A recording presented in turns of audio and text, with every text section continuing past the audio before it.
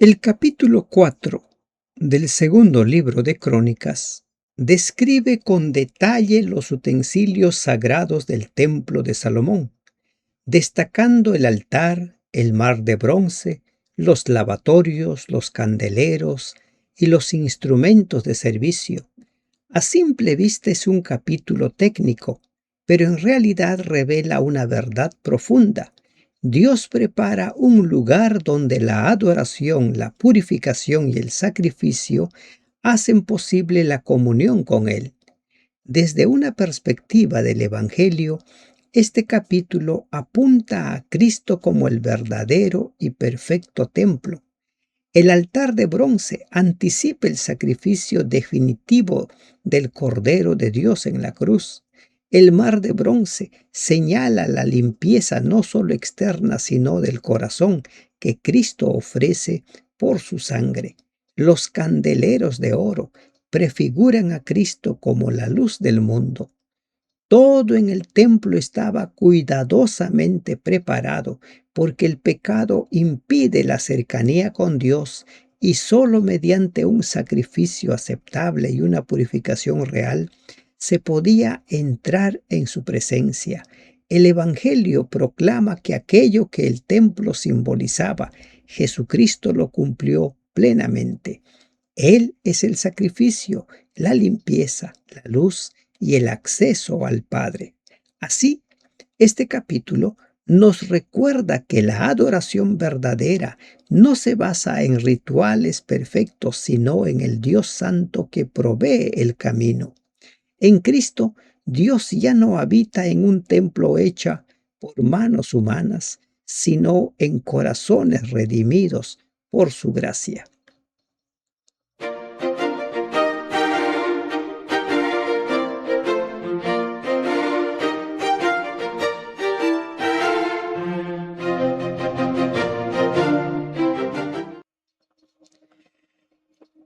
Perlas del segundo libro de Crónicas. Gracias te damos, bendito Dios, porque una vez más nos permites abrir tu palabra. Te suplicamos, Señor, que en este día abras nuestro entendimiento, ilumines nuestras mentes para entender tu palabra.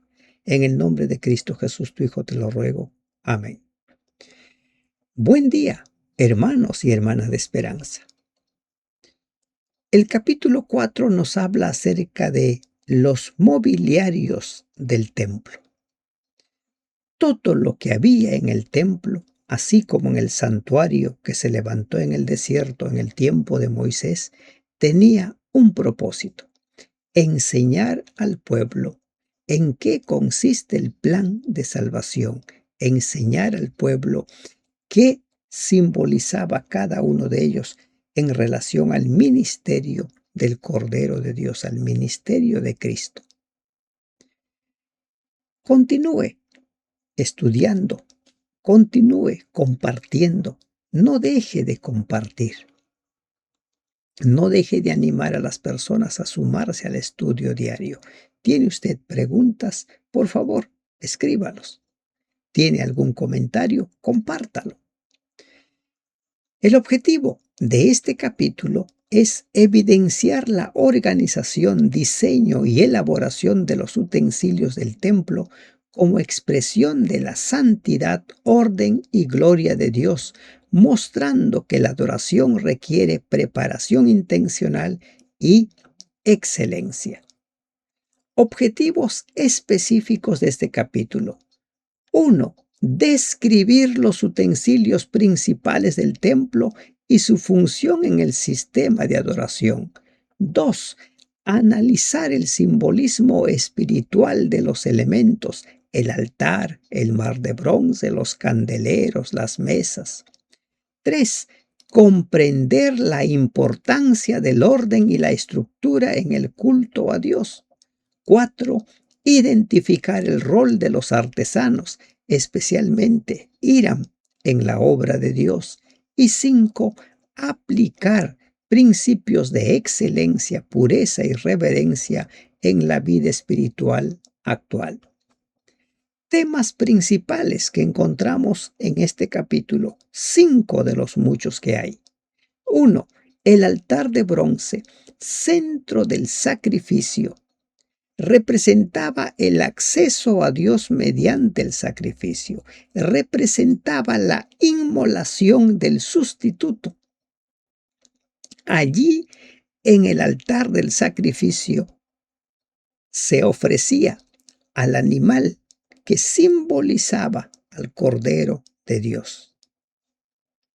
Cada adorador debía ver en ese sacrificio al Cordero que sería inmolado. La vida espiritual requiere entrega y consagración. 2. El mar de bronce, la purificación sacerdotal.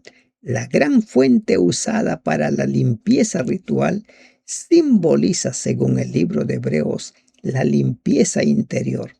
¿Y quién hace eso? Cristo. La sangre de Cristo nos limpia de todos nuestros pecados. 3. Las 10 fuentes, limpieza constante, complementaban el mar de bronce, el uso práctico para lavar los utensilios. La santificación es continua, no un evento único. En esas 10 fuentes se lavaban todas las cosas que correspondían al santuario. Los candelabros o candeleros y las mesas, luz y provisión. Jesús dijo con claridad, yo soy la luz del mundo. Y en relación a los panes de la proposición, Jesús habló acerca de yo soy el pan de vida. ¿Se da cuenta? Cada utensilio, cada sacrificio, cada ofrenda que se ofrecía allí en el santuario terrenal, en el templo terrenal, simbolizaba el ministerio de Cristo. La obra de Hiram y los utensilios, excelencia en el servicio. Hiram, como artesano clave en la construcción, hizo un trabajo minucioso, detallista, según lo que estaba establecido. Servir a Dios implica dar lo mejor con habilidad y dedicación. El capítulo no solo describe objetos, sino que revela un principio central. Dios es digno de adoración estructurada, santa y excelente. Casos psicológicos en este capítulo. Al igual que en el capítulo de ayer, lo que hay en el templo nos enseña a nosotros lo que debería ser, pero lamentable, en la gran mayoría no lo es. Por ejemplo, la Biblia nos habla acerca de cómo hacer frente al drama de la muerte, ¿verdad? En la Biblia la muerte no es un drama, a tal punto que, como vimos en el caso de Moisés, hasta el último día de su vida, Moisés continuó realizando su obra, su trabajo, y cuando llegó el momento, subió al monte para morir. En la Biblia, la muerte no se dramatiza, y mucho menos conduce a las personas a la depresión. Veamos primer caso. El caso de la excelencia obsesiva, Hiram Abi. Las personas generalmente se obsesionan. ¿Por qué? Por lograr la excelencia. Hiram, el artesano que materializa la visión, su enfoque está en la perfección técnica de elementos masivos y minúsculos, pero no bajo la obsesión. Cuando una persona se obsesiona por la excelencia, miren, la excelencia no es mala, debiéramos buscarla, pero el problema es cuando me obsesiono por la excelencia. Entonces empiezan a surgir indicadores como el perfeccionismo extremo, la alta resistencia al trabajo bajo presión, la meticulosidad excesiva y posible agotamiento por las cargas de detalles críticos, como fundir granadas y cadenas exactas. El trabajo en el santuario fue perfecto, pero no se nos habla nada de personas que sufren de burnout. ¿Qué es el burnout? El quemarse, estresarse. ¿Cómo manejar situaciones como estas? Implementar técnicas de delegación. En lugar de absorber toda la carga técnica, el líder debe aprender a supervisar procesos sin perderse en el micromanejo, estableciendo límites saludables entre la identidad personal y la obra producida. Y por su lado, ¿quiere lograr la perfección? Pues perfeccione sus habilidades. Aprender más, estudiar más, practicar más, pero no desde la obsesión, sino desde ir mejorando constantemente. Haga esa diferencia con claridad. Segundo caso, el caso de la grandiosidad en el liderazgo. Salomón.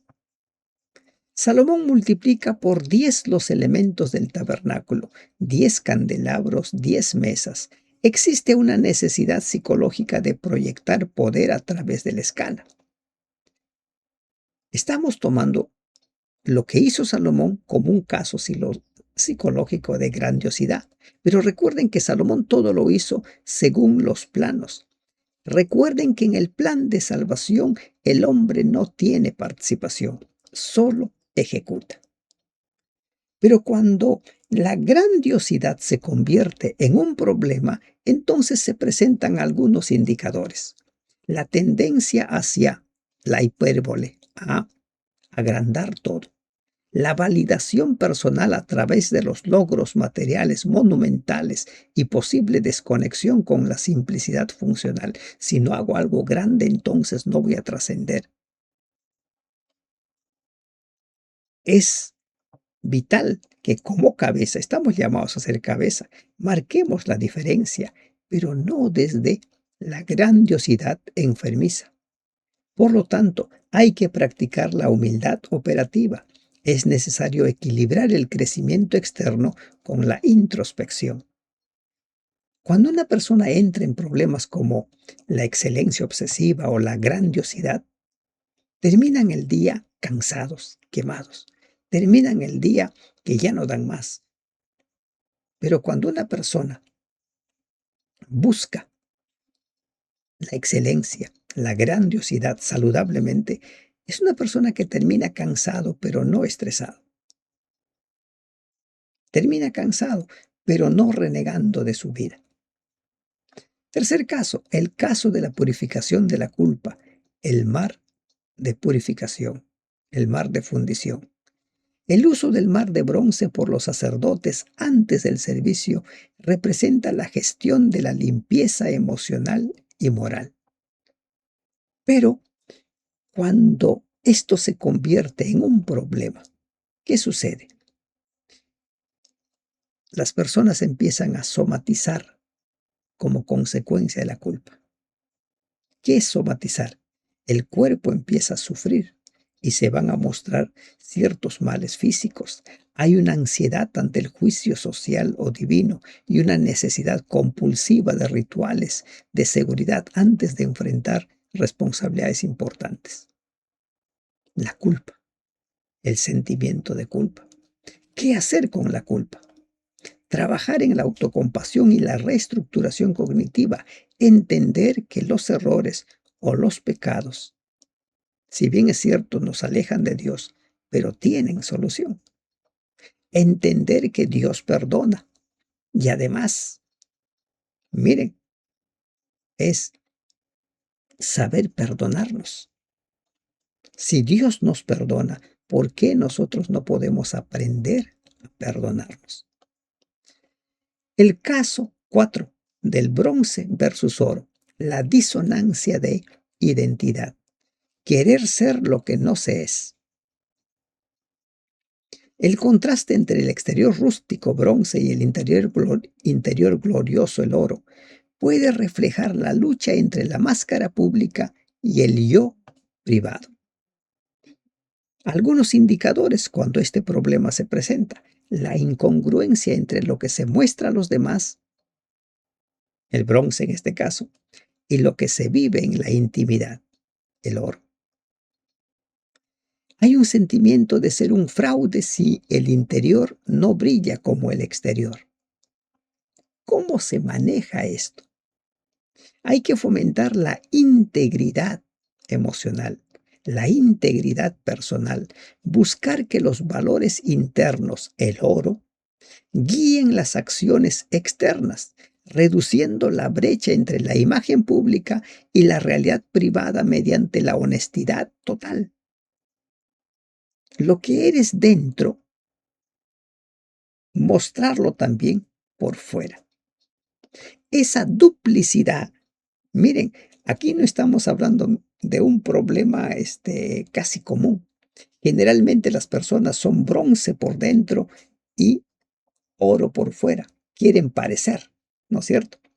Pero aquí se está tomando desde el valor. Aparentan ser lo que no son. Aprendamos a manejar esa disonancia. Si eres oro por dentro, oro por fuera. Si eres bronce por dentro, bronce por fuera. Pero armonía, armonía. 5. El caso del trabajo silencioso en la llanura, los fundidores. Los objetos se fabricaban en la llanura del Jordán, lejos del brillo de Jerusalén, en moldes de arcilla. Algunos indicadores de este caso, por ejemplo, sentimientos de invisibilidad.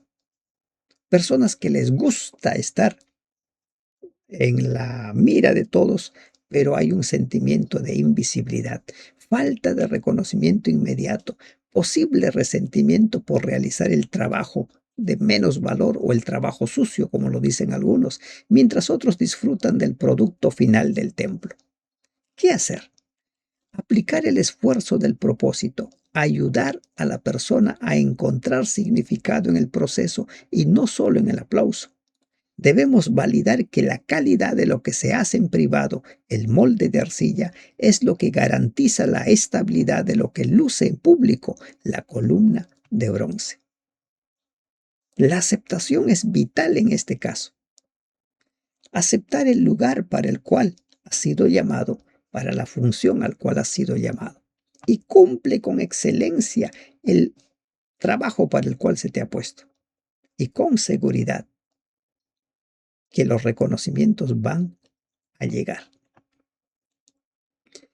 Ingresemos ahora al versículo a versículo del estudio de este capítulo. Hizo además un altar de bronce de 20 codos de longitud, 20 codos de anchura y 10 codos de altura. El altar era grande, visible y central. Esto indica que el acceso a Dios comienza con el sacrificio. Miren, lo primero que hacía la persona que llegaba al templo o al santuario era presentar el animal que lo sustituía. Ese animal que se sacrificaba sustituía al quien lo llevaba. ¿Y por qué lo llevaba? Porque iba a confesar su pecado e iba a entregar ese sacrificio. En pocas palabras, ¿qué es lo que estaba enseñando allí Dios? La paga del pecado es muerte. Por eso es de que parte del ritual era que la persona ponía su mano sobre la cabeza del animal y confesaba sus pecados. Ahora el animal cargaba los pecados y moría. Cristo, el Cordero de Dios, simbolizaba a cada uno de esos animales. O, mejor dicho, los animales simbolizaban a Cristo. Pronto vendría el Cordero de Dios que sería sacrificado por nosotros, porque la paga del pecado es muerte. Esa ley no se podía cambiar. La paga del pecado es muerte, y el altar del sacrificio simbolizaba ella.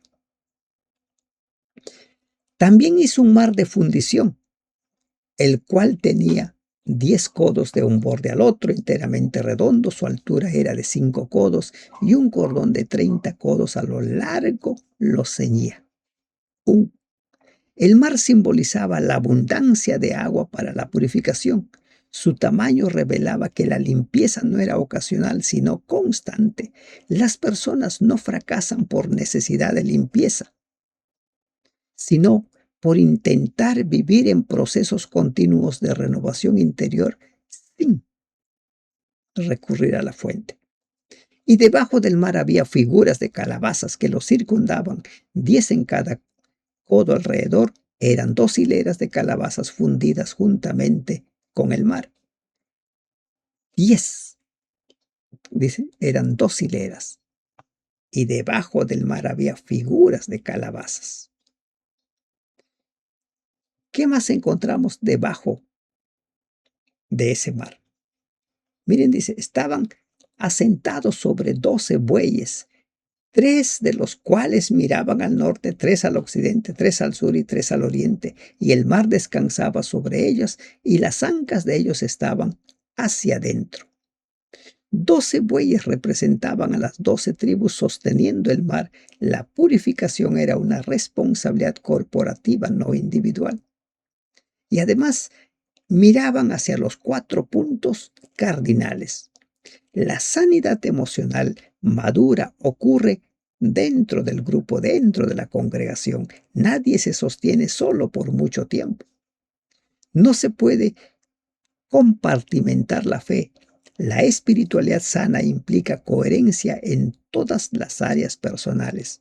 Aquí encontramos una especie de trabajo en equipo que abarca todo.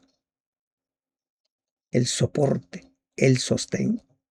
Y tenía de grueso un palmo menor, y el borde tenía la forma del borde de un cáliz o de una flor de lis, y le cabían 3 batos. Una aclaración. Lo que se hizo aquí no fue invención de Salomón. Recuerden que David le transmite le entrega los planos y le dice que todo eso fue inspiración de Dios. David pensaba levantar ese templo, pero Dios no se le permitió. Entonces, en este versículo 5 se destacan las medidas precisas. Dios es presentado como Dios de orden, no de improvisación. Tal como sucedió en el santuario terrenal, sucedió en el templo. Todo estaba bien establecido. Hizo también 10 fuentes y puso 5 a la derecha y 5 a la izquierda, para lavar y limpiar en ellas lo que se ofrecía en holocausto. Pero el mar era para que los sacerdotes se lavaran en él. El uso estaba bien definido. En el mar se lavaban los sacerdotes, y en esas fuentes era para lavar y limpiar todo lo que se utilizaba en los servicios sagrados. No podían salir fuera. Anteriormente había solo una fuente. Suponemos que todos los demás utensilios se lavaban en algún lugar destinado, porque había zonas bien delimitadas para las determinadas funciones. Entender una vez más que todo lo que se hacía en el santuario, en el templo, apuntaba al ministerio de Cristo. Hizo asimismo 10 candeleros de oro según su forma, los cuales puso en el templo, 5 a la derecha y 5 a la izquierda. ¿Qué dijo Jesús? Yo soy la luz del mundo. Estos candeleros simbolizaban a Cristo como la luz del mundo. ¿Se da cuenta? Cada ministerio de Jesús. Además hizo 10 mesas. ¿Para qué son estas 10 mesas? Para los panes de la proposición. Y las puso en el templo, 5 a la derecha, 5 a la izquierda. Igualmente hizo 100 tazones de oro. Yo soy el pan del mundo, dijo Jesús. No había un objeto que no simbolizara el ministerio de Cristo. Todo simbolizaba al ministerio de Cristo. La provisión. Cristo, el pan de vida, multiplicó en 2 ocasiones los panes para mostrar que Él podía proveer. También hizo el atrio de los sacerdotes, el gran atrio, y las portadas del atrio, y cubrió de bronce las puertas de ella.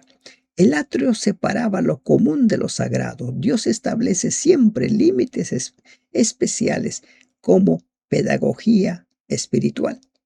La salud emocional necesita límites claros entre lo público, lo privado y lo íntimo. Si queremos aplicar nosotros esto de los atrios, podemos muy bien aplicarlo a nuestra salud emocional. Y colocó el mar al lado derecho hacia el sureste de la casa. Está al sureste.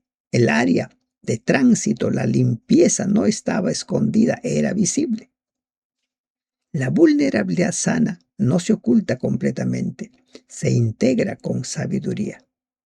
Es parte de la aplicación para nuestra vida. Hiram también hizo calderos y palas y tazones y acabó Hiram la obra que hacía al rey Salomón para la casa de Dios.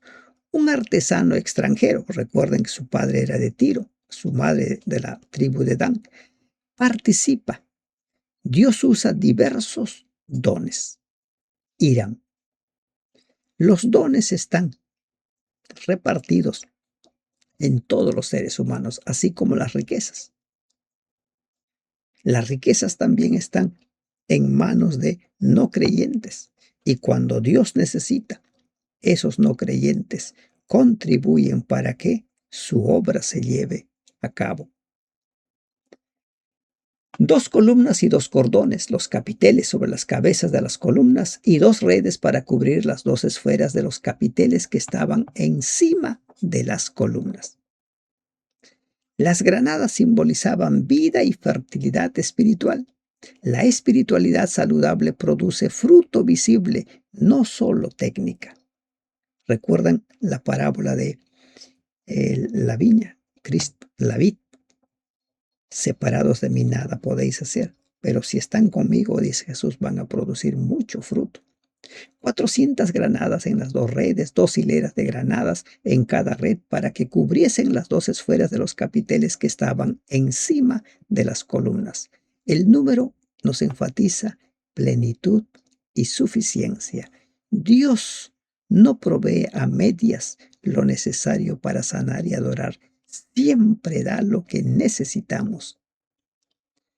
Hizo también las basas sobre las cuales colocó las fuentes, un mar y los 12 bueyes debajo de él. Las basas, una multiplicación de los recursos para la limpieza. El mar como obra culminante. Y las calderas, palas y garfios de bronce muy fino hizo todos sus enseres Hiram Abi al rey Salomón para la casa de Jehová. Podría yo resumir todo esto que se menciona aquí como lo que Jesús habló acerca de las cosas pequeñas. Hay que prestar atención a las cosas pequeñas. Algunos pueden mencionar que las cosas pequeñas no son indispensables, pero una pala o un garfio puede marcar la diferencia entre realizar o no realizar el sacrificio. Si Dios estableció cada uno de estos detalles, cada uno de esos detalles deben ser considerados y así se hizo, conforme a todo lo que se había establecido. Los fundió el rey en los llanos del Jordán, en tierra arcillosa entre Sucot y Seredata, un lugar asociado a la transición de promesas. Los procesos difíciles muchas veces ocurren en etapas de cambio, donde se dio todo el trabajo previo lejos del lugar donde estaría el templo. A veces los trabajos más fuertes, los trabajos determinantes para un proyecto o una obra, se hacen en la sombra, lejos de las luces, lejos de la mirada de las personas. Si a ti te ha tocado realizar ese trabajo lejos de las palmas, de los reconocimientos, los aplausos, hazlo, porque tu obra es como para Dios y no para los hombres. Y Salomón hizo todo eso. Dice en número tan grande que no pudo saberse el peso del bronce. La gracia es abundante, así como no se podía medir el peso del bronce. La gracia tampoco lo podemos medir. Pero así como ese número que no se pudo contar, sí se podía contar al final, tenía un final, la gracia también tiene un punto. Llega un momento en que se acaba. Así hizo Salomón todos los utensilios para la casa de Dios y el altar de oro y las mesas sobre las cuales se ponían los panes de la proposición. ¿Se habrá dado cuenta usted que los utensilios que estaban fuera, el altar, las fuentes, eran de bronce, pero todo lo que estaba dentro, en el lugar santo y en el lugar santísimo, eran de oro? Lo mejor para Dios. Y no solo eso, aquí hay una lección. Cada vez que nos acercamos a Dios, nos volvemos más valiosos. Cuanto más cerca a Dios, de mayor valor, más valiosos a los ojos de nuestro Dios. Asimismo, los candeleros y sus lámparas de oro puro, para que las encendiesen delante del lugar santísimo, conforme a la ordenanza. ¿Se ha dado cuenta de algo? Se hizo el altar del incienso, la mesa de los panes, la proposición, los candeleros, el altar del sacrificio, las fuentes. ¿Qué no se hizo? ¿Ya se dio cuenta? ¿Qué es lo que no se hizo? No se volvió a hacer el propiciatorio, ¿no? El arca. Se hicieron los querubines, los dos querubines, 5 codos cada ala, 20 codos en total, pero no se hizo el arca del pacto. ¿Por qué? Porque ello tenía un simbolismo especial. Representaba la presencia de Dios. Y allí estaban las 2 tablas de la ley escritas con el dedo de Dios. Las flores, lamparillas, tenazas se hicieron todo de oro finísimo. Todo lo que se utilizaba dentro, de oro finísimo. También las despabiladeras, los lebrillos, las cucharas y los incensarios eran de oro puro. Y de oro también la entrada de la casa. ¿Mm? Y las puertas de la casa del templo. ¿Se dan cuenta? Bronce y oro. ¿Cuál es la lección? Cuanto más cerca a Dios, más valioso, de mayor valor. Cuanto más cerca a Dios, podemos contemplar nosotros mejor la santidad de nuestro Creador. Dios prepara primero el interior antes de manifestarse con poder. Este capítulo nos enseña que Dios no improvisa la cercanía con Él. Todo apunta al Evangelio. En Cristo, el altar, el lavamiento, la luz y el acceso se cumplen plenamente, tal como lo menciona Hebreos capítulo 10. Cerramos nuestro estudio con las perlas. 6 perlas. 1. Dios establece un punto de encuentro. El altar de bronce no era opcional, era el centro del acercamiento a Dios. La relación con Dios comienza reconociendo la necesidad de reconciliación. No se puede construir una vida espiritual ignorando el pecado o la responsabilidad personal. 2. Pureza. La pureza precede al servicio. El mar de bronce muestra que antes de ministrar el sacerdote debía limpiarse. Dios prioriza el carácter antes que la función. Hemos de servir con integridad, porque servir sin integridad interna produce desgaste y contradicción. No hay valor. 3. La limpieza es un proceso continuo. Las 10 fuentes indican repetición, constancia. La santificación no es un evento, es un hábito, es un día a día.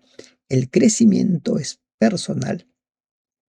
Requiere disciplina diaria, no impulsos momentáneos. 4. La luz debe mantenerse encendida. Los candeleros todo el tiempo encendidos. La vida espiritual necesita dirección continua, no ocasional.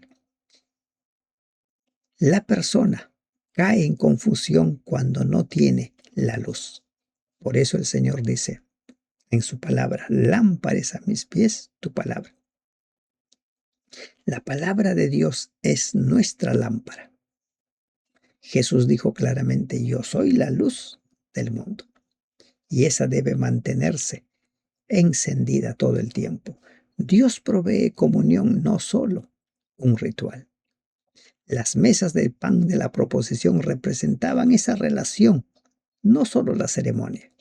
La espiritualidad auténtica implica conexión, no un formalismo vacío.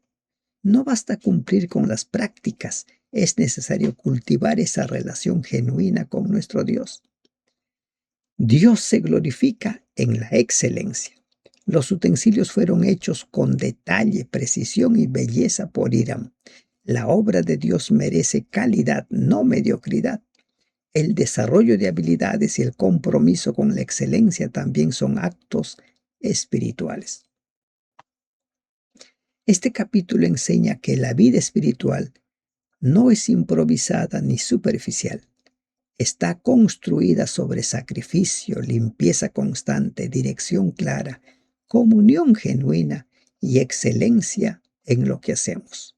Cuando estos elementos faltan, la vida se desordena, pero cuando están presentes, se forma un sistema interno sólido, coherente y saludable. En términos prácticos, no basta creer, es necesario estructurar la vida para sostener lo que se cree. ¿Crees en Dios? Búscalo cada día.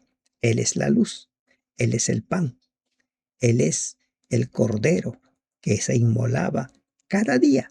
Él es el cordero, Él es el que nos limpia de todos nuestros pecados. Vive para Él, entrégale tu vida. Que Dios te bendiga.